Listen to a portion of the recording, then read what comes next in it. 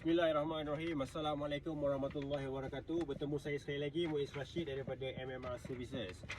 Baik, hari ini kita akan membincangkan sedikit mengenai auction sheet report. Sebabnya saya dapat beberapa pertanyaan daripada bakal pembeli kita kerana diorang rasa ragu-ragu dengan auction sheet report. Sebab apa ragu-ragu? Sebab diorang kurang yakin sama ada auction sheet report ni kita boleh reliable ataupun kita boleh kita boleh jadikan dia rujukan 100% ataupun tidak. Okey, baik, dekat sini first saya akan terangkan apakah yang dimaksudkan dengan auction sheet report. Auction sheet report adalah data yang dibekalkan bersama kereta yang bakal memasuki auction. Kenapa dia nama auction? Sebab kereta tu dia duduk dalam auction center. Yang tujuannya kereta tu bukan dijual pada one time price, tetapi dijual pada bidding price. So bergantung pada biddingnya hargalah. Dan yang keduanya, kenapa auction sheet report ini diwujudkan? Kenapa? Mungkin ramai yang dah tahu dan mungkin ada juga yang tak tahu, tapi tak apa, kita refresh balik. Okey, kenapa auction sheet report ni diwujudkan adalah bertujuan untuk memudahkan bakal pembeli kita ataupun dealer-dealer kita, memudahkan dia untuk buat rujukan. Contoh rujukan yang dia boleh tengok dekat auction sheet report tu adalah grade, daripada mileage, daripada features dan defect-defect yang ada pada kereta. So dekat situ grade yang dinyatakan, contohlah kereta tu dia nak beli kereta grade 5, harga dia tinggi sikit lah. Kalau kereta tu grade R, harga dia rendah sikit lah. Dia macam tu. Jadi dekat situ sebenarnya pembeli kita ni ataupun dealer-dealer kita ni boleh buat rujukan dan boleh buat reference dengan lebih cepat dengan adanya auction sheet report tersebut. Tetapi kenapa auction sheet report ni ada yang memalsukan? Sebenarnya tujuan dia memalsukan tu adalah untuk mengaburi mata-mata pihak bakal pembeli ni, kerananya kalau benda ni tak reliable, takkanlah benda ni diorang nak tipu.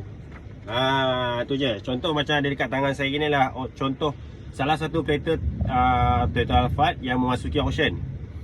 Jadi bila ada auction sheet report ni, jangan kata bakal pembeli, saya sendiri pun mudah untuk buat rujukan dan saya sendiri pun boleh mendominasikan kereta tu bagaimanakah penggunaan owner yang sebelum.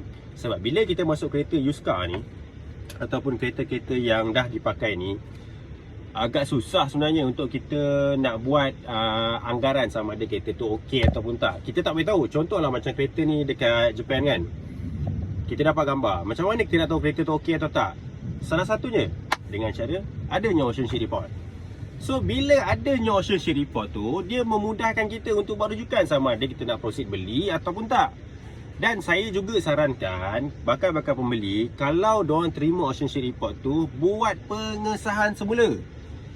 Sebabnya saya perasan ada sesetengah bakal pembeli ni, diorang boleh beli kereta beratus ribu, tapi RM50 pun diorang rasa ragu-ragu nak keluarkan.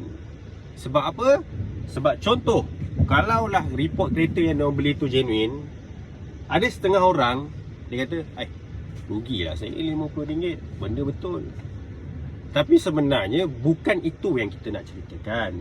Kita nak ceritakan sebenarnya atas alasan untuk mengelakkan awak tertipu. Itu saja. Sebab macam walaupun dah ada kemudahan untuk check auction sheet report ni, tapi penipuan berlaku masih lagi banyak. Saya sendiri pun walaupun bila saya bekerja sebagai service provider, saya masih dapat beberapa kes lagi yang kena tipu. Yang jadi kesiannya yang dah bayar deposit.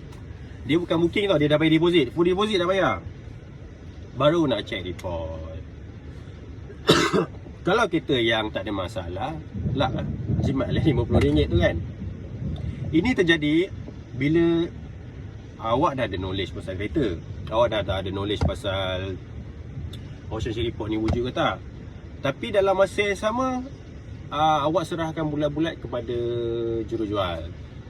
Macam bagi saya, bila ada auction sheet report, ia memudahkan bakal pembeli untuk membuat keputusan. Sebab contohlah, kalau kat situ ada nyatakan dua kereta, dua-dua ada auction sheet report, kereta grade 5, kereta grade R. So dekat sini, bila ada auction sheet report, kita tahu kereta ambil grade 5 berapa nak ambil kereta grade R. Dan kalau nak ambil kereta grade R, boleh, tak ada masalah, tapi dengan syarat harga yang lebih rendah. Tapi risiko bakal pembelilah yang tanggung sendiri. Sebab saya boleh jamin kereta-kereta yang bermasalah, kereta-kereta yang ada risiko, kereta total loss ke, kereta grade R ni ke kan, Sebenarnya kalau dia punya, orang kata apa, dia punya accident tu, kita dah tahu kereta tu accident dan kereta tu repair, risiko tu awak akan tanggung. Dan juga warranty tak akan cover apa yang masalah-masalah yang berlaku.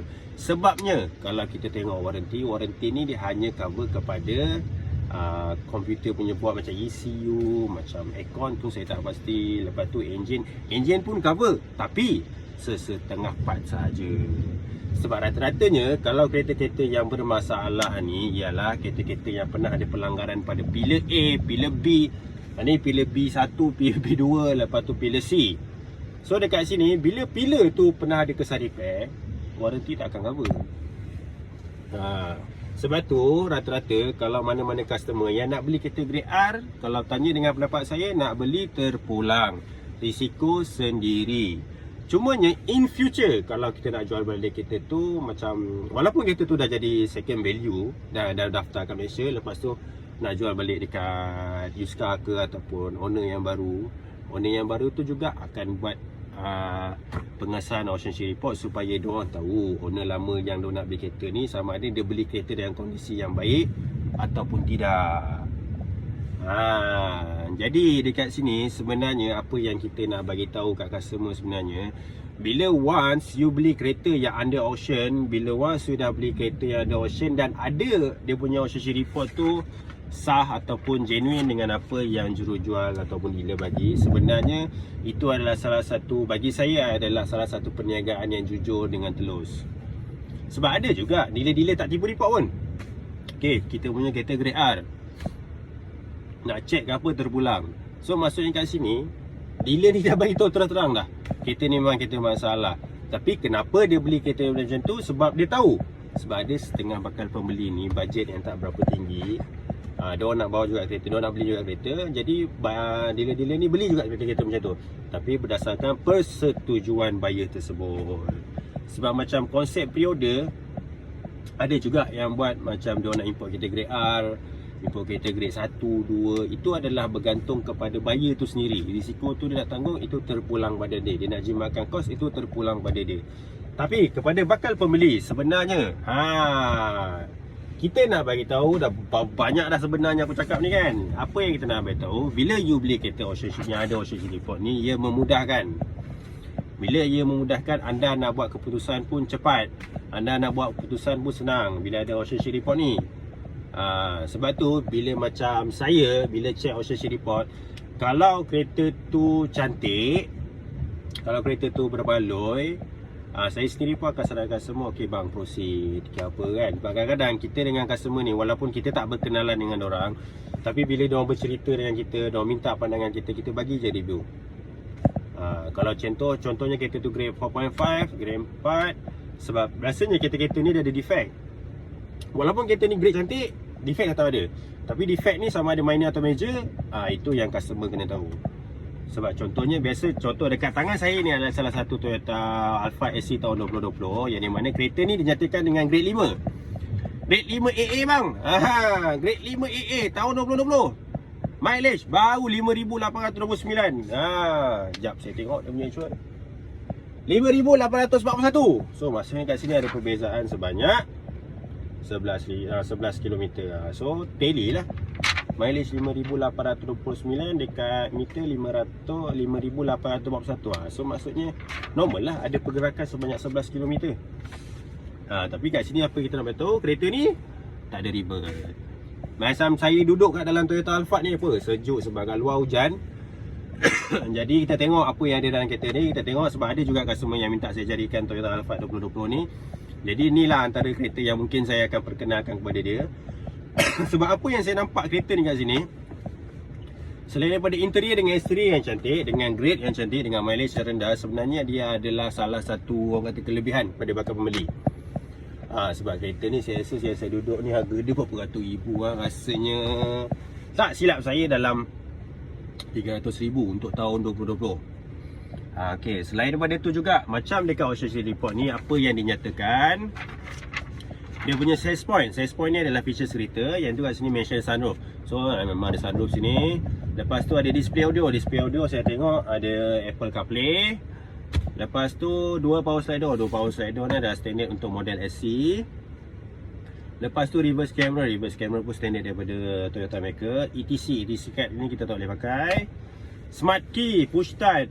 Okey, kalau ikutkan kat sini, dia punya definisi ni ataupun size point ni sangat sikit.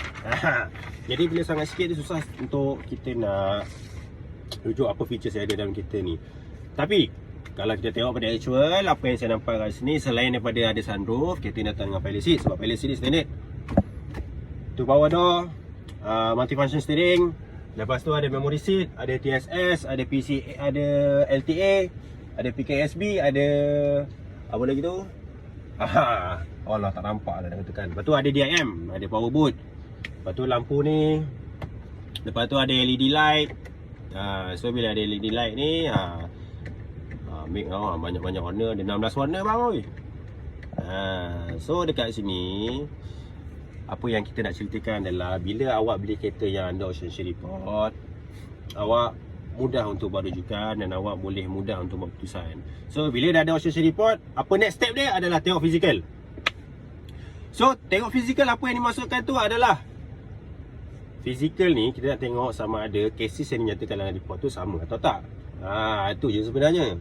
Sebab kalau awak dapat report kereta lain, atau awak tengok kereta tu lain, walaupun spek yang sama, walaupun features yang lebih kurang sama, tapi dia ada perbezaan. Sebab masa auction, kereta ni contohlah macam cases kereta ni adalah AGH 09010133330. Awak dah buat verify untuk kereta ni, tapi bila awak check physical, kereta tu cases dia lain. So maksudnya ownership report dia pun berlainan lah. Sebab ownership report ni dia takkan sama. Dia takkan sama walaupun spek yang sama, dia takkan sama. Contohlah macam 2 biji Toyota Alphard SC tahun 2020 dalam auction, ni grade 4.5, ini grade R. Cases lebih kurang sama. Cases contohlah mungkin contoh kat sini 9033, belakang ada 2 digit perbezaan. Ni belakang 30, yang saya tengok tu 28. So dia tetap juga ada perbezaan. Baik. Okey, kalau rasa kurang jelas lagi, kalau ada apa-apa masalah, sekiranya terdapat sebarang pertanyaan, jangan lupa ataupun klik link ni saja untuk terus kontak dengan saya, iaitu Muiz Rashid, iaitu bernombor 013-361-3946. Baik, sekiranya tak ada apa-apa, saya mengundurkan diri dulu. Assalamualaikum.